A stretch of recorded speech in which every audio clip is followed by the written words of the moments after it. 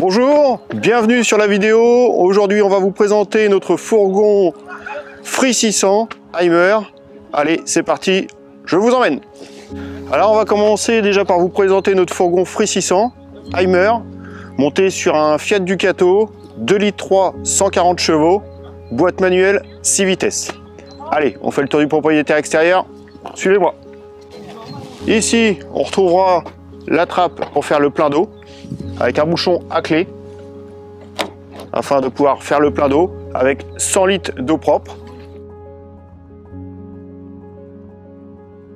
À l'arrière, on retrouvera un porte de vélo, fait pour des vélos non électriques. Pour tout ce qui est vélo électrique, ce sera soit à l'intérieur, soit sur un porte-vélo crochet d'attelage, si vous en avez un. Au-dessus, on retrouvera la caméra de recul. De ce côté du véhicule, on va retrouver une trappe pour le branchement électrique, ce qui va nous permettre d'avoir des prises en 220 volts à l'intérieur. Ici, l'ouverture pour la trappe pour la cassette des toilettes.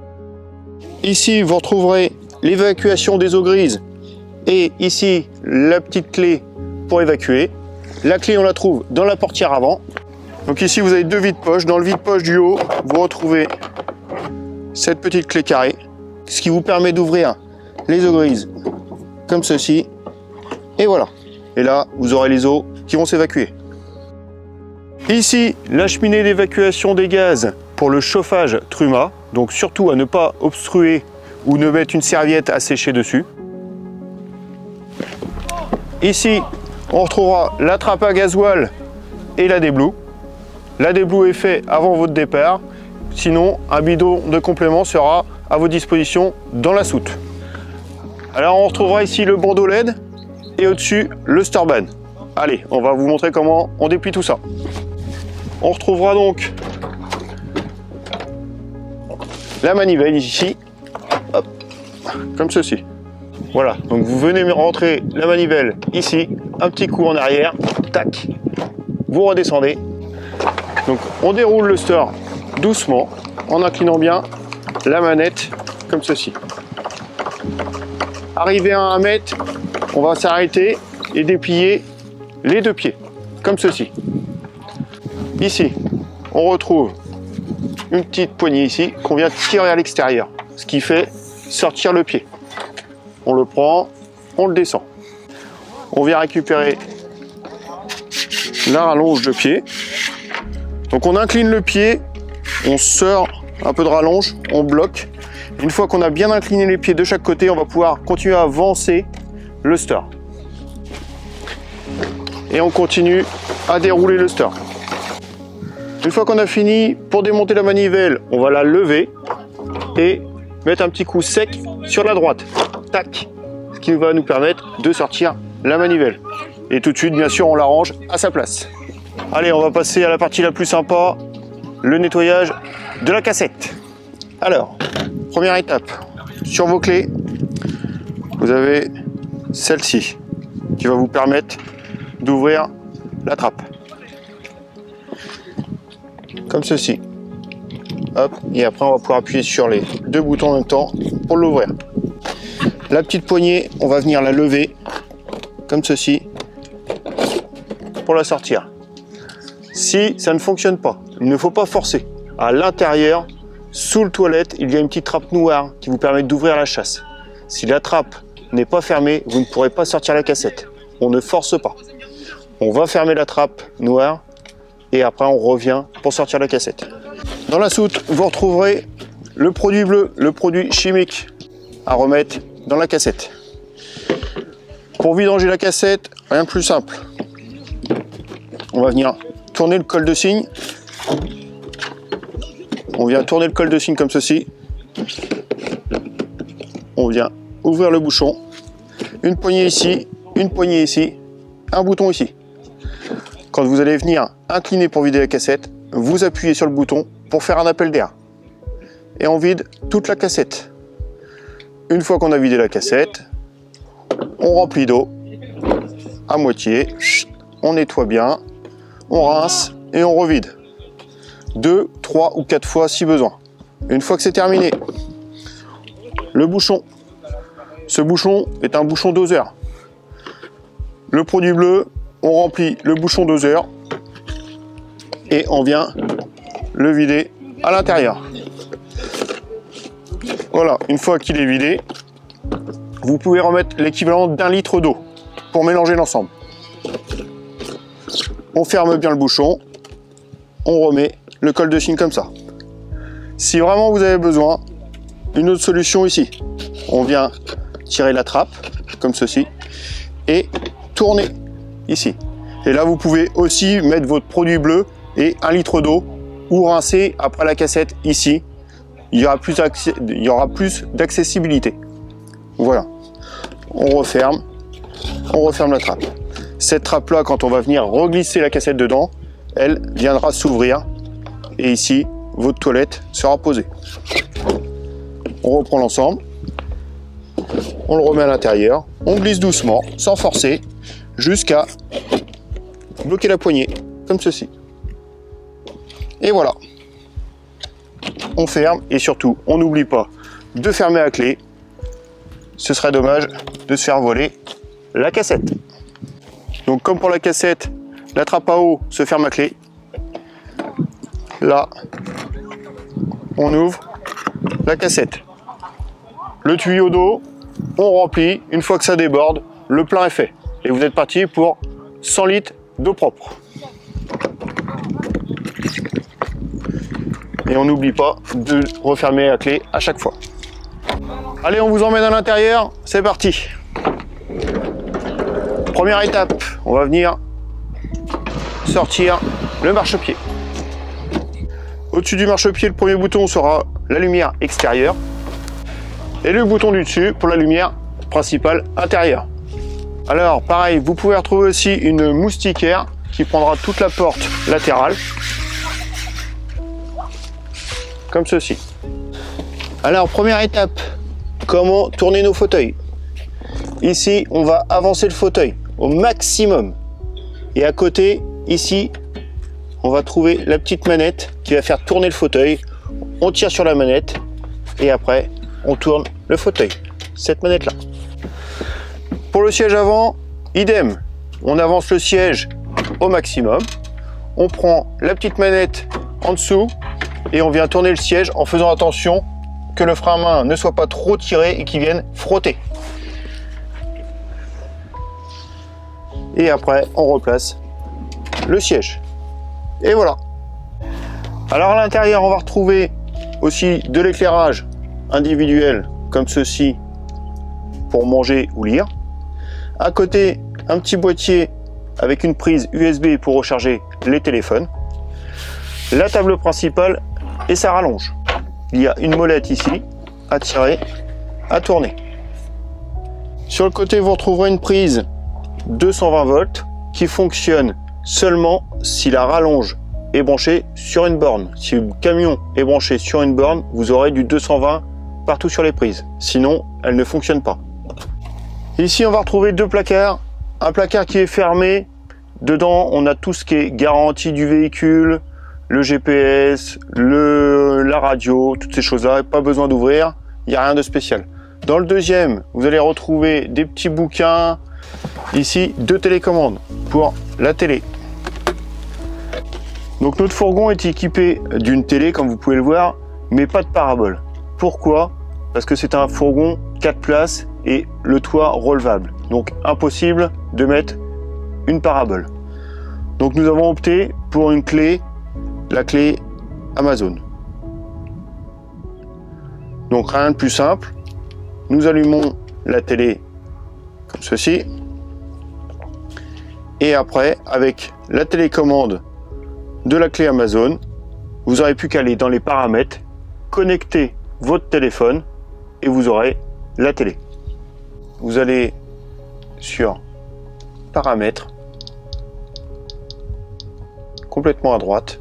On descend, on va se mettre sur réseau, on valide. Donc on valide avec la touche au milieu. Et là, par exemple, on va trouver son téléphone, iPhone de Bertrand pour moi. On valide. Il est connecté. On peut retourner sur la page principale la petite maison. Et là, on va retrouver donc votre Netflix si vous en avez un, les YouTube et tout ce qui est application. Donc sur tout le véhicule, tout ce qui va être sur les baies vitrées, vous allez retrouver des rideaux. Les rideaux occultants comme ceci. Et on vient bien sûr les redescendre comme ceci. Au-dessus, on va retrouver la même chose en moustiquaire. Voilà. Pour ouvrir les baies vitrées, rien de plus simple, on vient tourner hop, les petites manettes comme ceci et on vient ouvrir. Et on vient le refermer comme ceci. Donc il y a un cran comme ceci intermédiaire ou là fermé complètement. Pensez à bien fermer complètement pour rouler ou laver le véhicule. Donc pour fermer la porte latérale, il ne faut pas forcer bêtement. Il y a un cran de sécurité. On vient déverrouiller ici, enclencher la poignée pour fermer. Et après, on vient fermer. Comme ceci. Salut, moi c'est Delphine, je prends le relais pour la cuisine. Ici, vous trouverez tous les verres, les tasses, les bols. Donc on les protège un maximum parce que ça évite les gling-gling pendant la route. Hop, donc pour 4 personnes. La petite cuisinière avec l'évier et le gaz. Le mitigeur qu'on peut lever ou descendre, mais surtout pas tourner. L'eau chaude, l'eau froide. Voilà. Et le gaz qu'on allume comme à la maison. On patiente quelques secondes. Hop. Voilà. Hop, voilà. On laisse toujours ouvert, surtout quand c'est allumé. On referme tout, on nettoie. Voilà. Ce petit napperon, donc pour quand vous faites la vaisselle, posez la vaisselle sur le côté. Ça permet de laisser sécher la vaisselle tranquillement. La petite tablette, hop, voilà, avec un petit clipet à lever pour refermer. Ensuite, les tiroirs. Sur chaque tiroir, vous aurez des boutons à ouvrir ou à refermer au moment de la conduite. Sinon, les tiroirs vont s'ouvrir tout seuls. Voilà, on appuie, on ouvre. Ici, vous retrouvez les couverts pour 4 personnes, tous les ustensiles de cuisine nécessaires, hop, les assiettes. Hop, on referme à chaque fois. Voilà. Donc la penderie avec quelques cintres pour ranger vos manteaux, vos habits. En bas, pour ranger l'alimentaire, les conserves, tout ce qui va être plus lourd. Par ici, un autre placard avec dedans le marchepied, pratique pour monter sur le lit et de quoi faire le ménage. Hop, on appuie. Un frigo comme à la maison avec un petit freezer.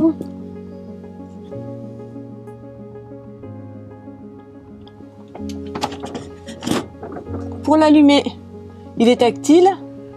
On reste allumé, on reste appuyé jusqu'à ce qu'il clignote et après on met sur 2 ou 3 en fonction du froid qu'on désire qu'il fasse. Et pour l'éteindre, on appuie dessus jusqu'à ce qu'il soit éteint. Par ici la salle de bain, n'hésitez pas à l'ouvrir avec les 2 mains. La porte est assez raide. La lumière. Ici, le petit placard de rangement, la douchette. Pour la douche, vous trouvez ce petit support. C'est une ventouse. Hop, voilà. Voilà, donc on installe le rideau. Vous avez plusieurs petites pressions à gauche et à droite. Et ensuite, on passe la douchette à travers le rideau. Voilà. Et là, vous êtes prêt à prendre votre douche. Le toilette, on le tourne pour pouvoir l'ouvrir et on l'installe sur la bonne position. On ouvre la petite manette. La chasse d'eau. Voilà.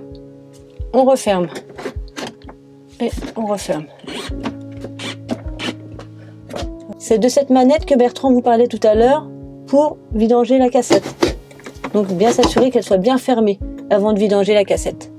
Quand vous roulez, s'assurez que tous les petits bouchons soient bien fermés dans la douche, dans le lavabo, pour éviter les remontées d'odeur. Dans la chambre, vous retrouvez 4 petits placards de rangement bien utiles pour les habits. Ici, les petites LED comme dans la cuisine. Hop, voilà. Et une prise USB également. La lumière pour allumer l'intérieur du fourgon. Attention aux rideaux quand vous dormez la nuit. C'est pour ça que vous retrouvez une petite planche pour protéger. C'est des rideaux plutôt fragiles que vous retrouverez un peu partout dans le fourgon. Au bout, vous retrouverez une petite buse de chauffage. Donc attention à ne pas y mettre la couverture dessus la nuit quand le chauffage est allumé. Vous trouverez des petits placards de rangement. Hop, à droite, à gauche. Voilà.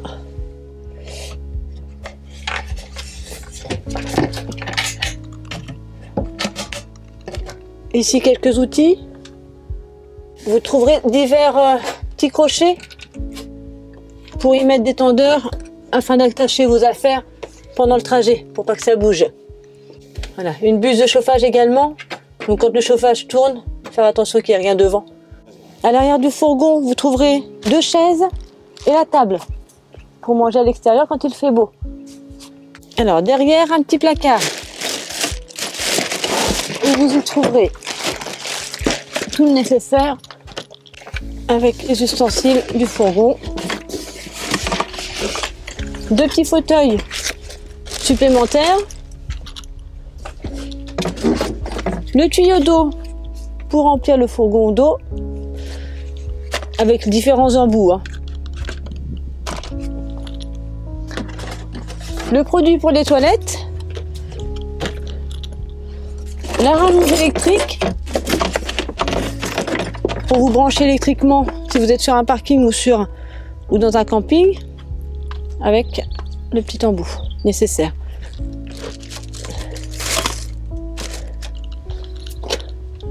Les cales pour vous mettre de niveau sur le parking. Et la bouteille de gaz. La bouteille de gaz, vous n'avez pas besoin d'y toucher. Vous roulez avec la bouteille allumée car il y a un système de sécurité qui fait que vous pouvez rouler avec. Donc pour le porte-vélo, ici on va retrouver 2 petits crochets en plastique, comme ceci. Ici on vient ouvrir les sangles, à gauche et à droite. Une fois qu'on a enlevé les crochets, on descend le porte-vélo, comme ceci. On vient reclipser à droite et à gauche, comme ceci. On vient poser son vélo, on vient le crocher ici et le serrer avec la manette, comme ceci. Une fois que vous avez accroché votre vélo en haut, vous passez la sangle dans les roues, comme ceci, et vous venez les serrer au cliquet. Devant et derrière. Voilà. C'est fait pour les vélos normaux. Les vélos électriques, ce sera en soute ou sur crochet d'attelage à l'arrière, si vous en avez un. Donc ici, on va retrouver 3 panneaux de commande. Le premier, Truma. Ici, vous avez votre position 0 au milieu, soleil en bas et hiver en haut. On va le laisser sur 0, il n'y aura pas besoin d'y toucher. À côté, Truma. Ici, c'est la commande de tout ce qui va être le chauffage et ballon d'eau chaude. Pour l'allumer, on clique sur la molette du milieu. Premier affichage, le camion qui clignote. Ça veut dire que c'est le chauffage intérieur. Je tourne, à côté, vous voyez le petit ballon d'eau chaude pour chauffer l'eau chaude. Et à côté, comme quoi, il se sert du gaz ou de l'électricité pour chauffer tout l'ensemble. À côté, un mode de ventilation à ne pas toucher. Les modes qui vous intéresseront, surtout, le chauffage intérieur. Une fois que vous êtes sur le petit camion qui clignote, vous validez. On est sur off actuellement, si je tourne, je monte ma température. Une fois trouvé ma température voulue, je valide en cliquant dessus. Et là, le camion est réglé à 16 degrés. À côté, idem. Le ballon d'eau chaude, je valide pour entrer dedans. On est sur off. Deux modes, mode éco ou mode hot. Vous le laissez sur mode éco, bien suffisant. Vous aurez 28 litres d'eau chaude pour vous. Et ici, on viendra le valider en appuyant dessus. Comme ceci. Je rééteins le tout et je valide. Voilà, pensez toujours à valider. Le reste, il n'y aura pas besoin d'y toucher, on l'aura réglé déjà pour vous. Donc le premier mode, le camion qui clignote pour le chauffage. Le deuxième mode qui clignote avec la petite vague en dessous pour le ballon d'eau chaude. Donc sur le troisième menu, ce sera la sélection du chauffage, soit sur gasoil, soit sur électricité. Le choix se fera automatiquement si vous êtes branché sur une borne électrique. Le chauffage passera naturellement sur l'électricité, sinon il tournera sur le fuel gasoil du moteur. Un avantage, c'est que vous n'avez pas besoin de changer votre bouteille de gaz tous les 2 jours. Ça se gère directement avec le fuel du camion. Pas d'inquiétude, ça ne consomme pas non plus énormément, mais toujours s'assurer d'avoir du gasoil une fois que vous êtes garé. Donc une fois que vous avez allumé le chauffage du véhicule, si un message d'erreur comme celui-ci W162H apparaît, rien de grave, c'est que la fenêtre derrière est ouverte et le capteur prévient que des gaz d'échappement du chauffage risquent de rentrer par la fenêtre. Donc vous fermez la fenêtre et vous ouvrez une autre fenêtre si besoin. Donc le camion est équipé de 2 batteries cellules et une batterie moteur. Les 2 batteries cellules servent à alimenter l'arrière du véhicule et la batterie moteur l'avant du véhicule. Les 2 batteries cellules se rechargent une fois que vous êtes branché électriquement sur une borne, si vous roulez. Et troisième option, panneau solaire. Troisième option, le panneau solaire. On a installé un panneau solaire sur le toit. Voilà, normalement vous êtes en toute autonomie pour 3 ou 4 jours en fonction de comment vous utilisez surtout l'eau. Soyez économique avec l'eau. Donc pour le couchage, en haut, comment que ça se passe? Ici, vous avez des petites pressions. À l'intérieur du placard, on va y retrouver également l'échelle. Pour lever le toit, comme pour le fermer, il faut toujours avoir la porte du camion ouverte. Pourquoi? Quand on va lever le toit, il va y avoir besoin d'une entrée d'air pour qu'il se lève correctement.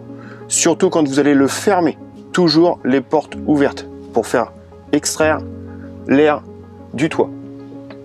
Ici, on va retrouver 2 crochets. Le premier, on appellera ça la ceinture de sécurité. On vient ouvrir comme ceci. Et ici, les crochets qu'on vient tourner et ouvrir comme ceci. Et là, on a déverrouillé le toit. À droite, idem à gauche. On va pousser le toit tout doucement, comme ceci, et le retenir avec la sangle. Naturellement, avec les vérins, il vient s'ouvrir tout seul. Donc une fois que le toit est ouvert, vous pouvez assembler l'échelle, comme ceci, et on vient mettre des crochets de sécurité à droite et à gauche. Une fois que c'est fait, on vient accrocher notre échelle ici, comme ceci, et voilà.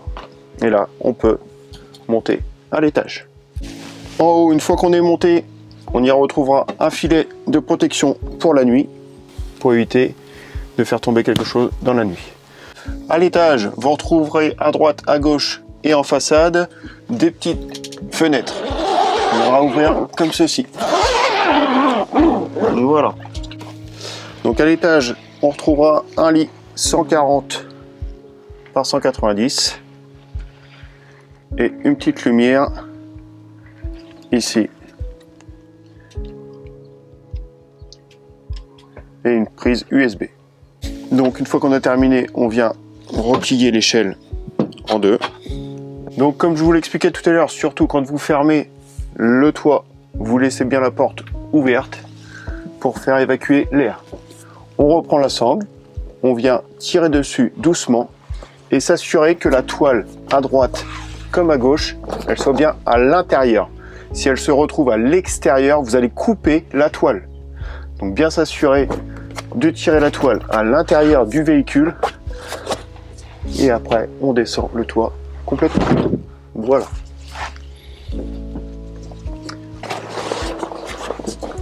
Une fois qu'il est rabaissé, on vient remettre son crochet à droite et à gauche et la ceinture de sécurité.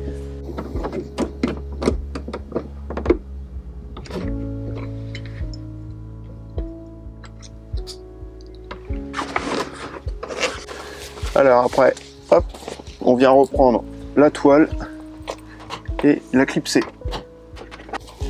Un petit conseil, il y a un côté qui ressort à rentrer en premier dans l'angle.